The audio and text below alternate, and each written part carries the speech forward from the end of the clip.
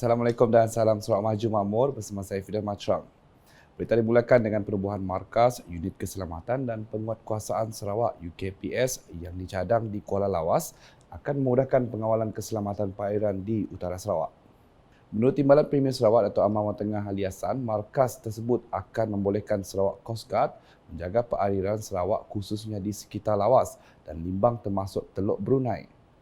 Untuk tujuan itu, katanya Sarawak Coast Guard juga akan terus menjalin hubungan kerjasama dengan agensi-agensi kerajaan pusat yang berkaitan seperti Agensi Penguatkuasaan Maritim Malaysia. Ianya akan ditempatkan di Kuala Lawas ini. Kenapa di Kuala Lawas? Sebab mudah untuk keluar ke laut. Dibanding dengan tempat-tempat yang lain, ya. Dan sebab itu kita kerajaan negeri bersetuju untuk kawasan utara ini, Limbang Lawas ini, Coast Guard ini akan kita tempatkan di sini untuk memberi perkhidmatan, ya. Belah ya, kadang-kadang berlaku pencerobohan daripada nelayan-nelayan daripada tempat air lain. Dan kita cuba untuk mengawal keadaan keselamatan lebih-lebih lagi di perairan di Teluk Brunei. Beliau berucap demikian ketika menyempurnakan majlis perasmian program Bomba Community Firepoint dan kempen kesedaraan keselamatan awam bagi kawasan Kuala Lawas tahun 2023. Anjuran Jabatan Bomba dan Penyelamat Malaysia JBPM daerah Lawas di tebingan Kampung Dato' Kuala Lawas baru-baru ini. Sementara itu, Jabatan Wanita dan Keluarga Sarawak JWKS dengan kerjasama amanat khairat Yayasan Budaya Melayu Sarawak AKY BMS telah melancarkan program pasca perkahwinan sebagai satu langkah proaktif untuk memperkukuhkan institusi kekeluargaan di Sarawak. Siri kedua khusus ini telah disempurnakan oleh Timbalan Premier Sarawak Dato' Amar Wan Tengah Ali Hassan di Lawas pada Sabtu. Menurut Dato' Amar Wan Tengah, program khusus pasca perkahwinan CD2 2023 ini menampilkan pendekatan yang berbeza dengan khusus pra-perkahwinan. Dan membantu meningkatkan dan memantapkan institusi keluarga ke arah menyumbang penyampaian yang cemerlang dalam pembangunan masyarakat dan negara. Sehubungan itu, beliau menzahirkan ucapan tahniah kepada JWKS dan AKY BMS atas kejayaan menganjurkan program ini yang menyelahkan kerjasama erat antara Jabatan Kerajaan dan Badan Bukan Kerajaan NGO.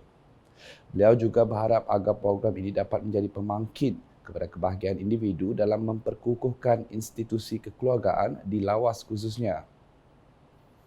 Laporan seterusnya, Kementerian Industri Makanan, Komoditi dan Pembangunan Wilayah Sarawak MFICOT mahu memperluaskan kawasan ternakan udang di Tanjung Manis, Limbang dan Lawas. Menterinya Datuk Seri Dr. Stephen Rundi Utom berkata, industri udang adalah sesuatu yang agak tinggi jangkauannya. And actually to produce 1 billion revenue from shrimp industry, we need at least 7,000 hectare of land. At the moment it's 300, so it's not far-fetched. We still can move on. There's a land that's available not only in Kuching, and even in Tanjung Manis and Limbang Lawas, we can have that develop the shrimp industry. Beliau berkata demikian ketika berucap semasa program pelepasan anak benih udang di Lobastoh Rambungan di Rambungan Aqua Life Lundu pada Isnin. Katanya setakat ini industri udang telah menghasilkan pendapatan sekitar 300 juta ringgit setahun, manakala 100 juta ringgit adalah dari Seahorse Marine Life Sdn Bhd. Dalam pada itu, jelasnya Pertubuhan Peladang Negeri Sarawak PPNS di bawah kementeriannya akan terus berusaha mendalami dan mempelajari mengenai industri udang dalam usaha menjadi pengeksport udang menjelang 2030. Manakala Jabatan Hutan Sarawak terus mempergiatkan usaha menambahbaikkan populasi pokok nyatoh, ketiau atau sekiu di kawasan Jemureng. Ia dilakukan melalui penanaman 2,500 anak pokok itu sempena program penanaman anak pokok di Jemureng. Turut serta dalam program yang diadakan pada Sabtu di Kampung Jemureng, Matu ialah Timbalan Menteri di Jabatan Premier Sarawak Integriti dan Ombudsman merangkap Ahli Dewan Undangan Negeri Adun Jemureng Datuk Mursyid Diraja Dr. Juanda Jaya. Jelasnya objektif Jabatan Hutan Sarawak di bawah program penghijauan Malaysia iaitu kempen penanaman 100 juta pokok adalah untuk melindungi dan memelihara kepelbagaian flora dan fauna serta khazanah hutan untuk manfaat generasi akan datang, memfokuskan kepentingan ekosistem dan sosioekonomi seperti ekopelancongan dan makanan untuk penduduk kampung di negeri Sarawak. Katanya lagi program tersebut bertujuan melestarikan hutan dengan menambah pokok-pokok yang berkualiti. Terdahulu Dr. Juanda meluangkan masa menghadiri program santai gotong royong di Pantai Kuala Matu dan sumbangan makanan untuk warga emas. Dalam ucapannya, beliau mahu semangat gotong royong dan semangat sukarelawan sentiasa subur dalam kalangan masyarakat. Menurutnya, baru-baru ini pihak Kerajaan Sarawak telah meluluskan peruntukan 25 juta ringgit untuk membangunkan lagi Pantai Kuala Matu dengan kemudahan kawasan rekreasi, tapak jualan dan kawasan rehat pengunjung dari luar untuk memastikan kawasan itu terus menjadi tarikan pelancong terutama apabila jalan pesisir siap nanti. Perkembangan di Sarike di mana Ketua Masyarakat dan Ketua Kaum KMKK perlu mengkukuhkan kesefahaman rakyat terhadap usaha gigih yang dilakukan oleh Kerajaan Sarawak terutamanya dalam membangunkan kawasan luar bandar.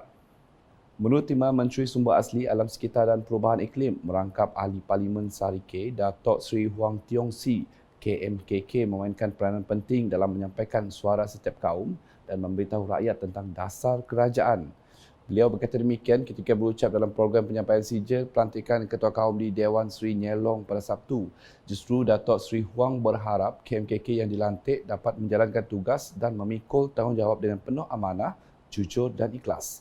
Terdahulu, Adun Repok itu telah melakukan penyerahan cek projek kecil luar bandar MRP kawasan Dun Repok kepada 15 NGO pada pagi Sabtu.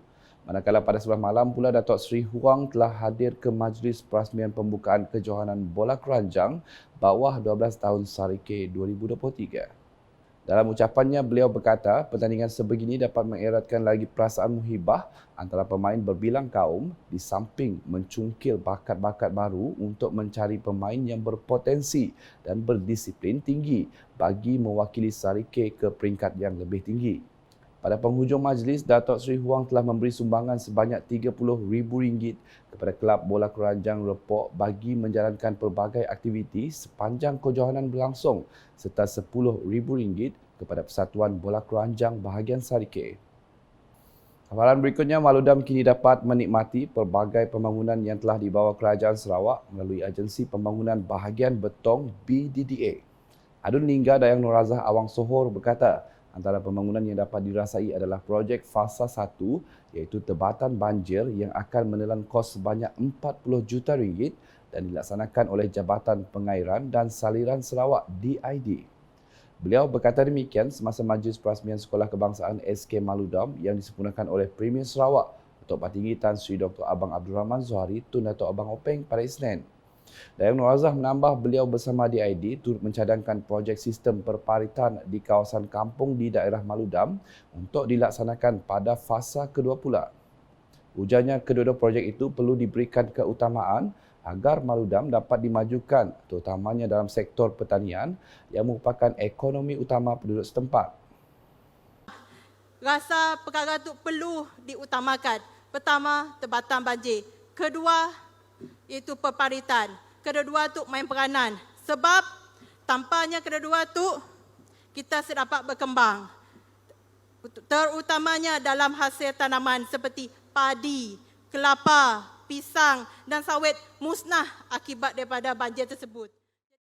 Sekian edisi tengah hari bersama saya Fida Matrang. Berita lebih lanjut boleh didapati di semua platform media sosial Lukas termasuk portal lukas.sarawak.gov.my dan Lukas channel YouTube.